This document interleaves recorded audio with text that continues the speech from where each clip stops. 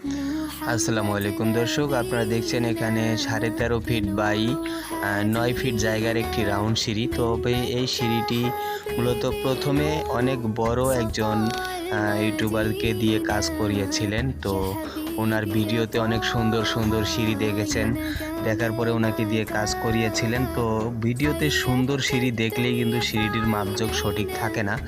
তো বিশেষ করে যারা বোঝে না তাদের কাজগুলো এভাবে চালিয়ে দেওয়া হয়। তবে এই বিল্ডিংয়ের মালিক নিজেই একজন ইঞ্জিনিয়ার ছিলেন এবং কন্টিনিউ ইঞ্জিনিয়ার সাইটে থাকার কারণে মাপজোকগুলো ভুল হওয়াতে ইঞ্জিনিয়ার আর কি উনি দক্ষ ইঞ্জিনিয়ার ছিলেন।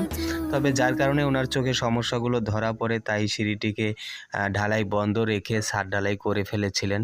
তো অবশেষে যখন এই সিঁড়িটির রড দুই দিকে আটকানো, পরে এটার সমাধান কিভাবে করবে, পরে আর কি অনেক মিস্ত্রিদের সঙ্গে যোগাযোগ করার পরে অবশেষে আমার সঙ্গে ওনাদের কথা হয় যে দুই দিকে রড আটকানো আছে, এখানে সিঁড়িটি কিভাবে সমাধান করা যায়।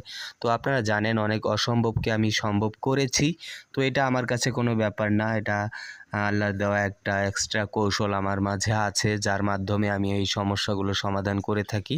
তো এখানে আমি আপনারা দেখছেন তারা রডগুলো রেখেছে, অনেকটা বেমিল আছে, হ্যাঁ, লেআউটের সঙ্গে মিল নাই। তো এগুলোকে আমার ঠিক করতে হবে। তো আশা করি এই ভুলগুলো করবেন না, বিশেষ করে যারা একটু জ্ঞানীগুণী মানুষ। আর যারা এই ধরনের কাজগুলো করছেন, হয়তো আপনার চ্যানেল বড় হতে পারে, পেজ বড় হতে পারে, কিন্তু আপনার আর যদি জানা থাকে যে আপনি 100% কাজ করতে পারেন না, তাহলে এরকম মালিকদের কাজে হাত দেবেন না। যখন দেখবেন মালিকেরা নিজেরাই কাজ সম্পর্কে ভালো ধারণা আছে, সেখানে সমস্যা হলে ধরা খাবেন। তাই এই ধরনের কাজগুলো আপনারা হাত দেবেন না, কারণ আপনাদের কাজ শুধু বেশি পুরনো মিস্ত্রি হলেই যে তার সমস্ত কাজ জানা থাকবে, ব্যাপারটা এরকম নয়, ঠিক আছে? তো আপনারা যখন এই সমস্যাগুলো করে চলে যান, সেটার সমাধান করতে কিন্তু আমার অনেকটা কষ্ট হয়। আপনারা দেখছেন এই যে রডের ভিতরে থেকে কিন্তু আমার সহকর্মী কাঠগুলো মারতেছে, অনেক কষ্ট হচ্ছে তার, হ্যাঁ, সেটা আমিও বুঝতেছি, আপনারা দেখলেই বুঝবেন। এভাবে ভিতরে ঢুকে ঢুকে শাটারিংটা করতে হচ্ছে। এখানে যদিও একটু ঢোকা যায়, কিন্তু এদিকে কিন্তু ঢোকাই সম্ভব না। দেখেন এদিকে কিন্তু একবারে রডের সঙ্গে কাট লাগানো। তবে মালিকের কথা যে রড একটাও কাটা যাবে না, রডগুলোকে না কেটেই সিঁড়িটাকে 100% করতে হবে।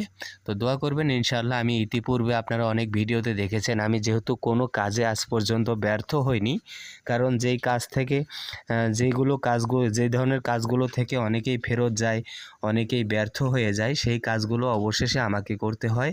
তো সবই আপনাদের দোয়া করবেন ইনশাআল্লাহ। আমি রডগুলোকে না কেটেই আমি এই সিঁড়িটিকে ইঞ্জিনিয়ার ড্রয়িং অনুযায়ী এবং মালিকের পছন্দ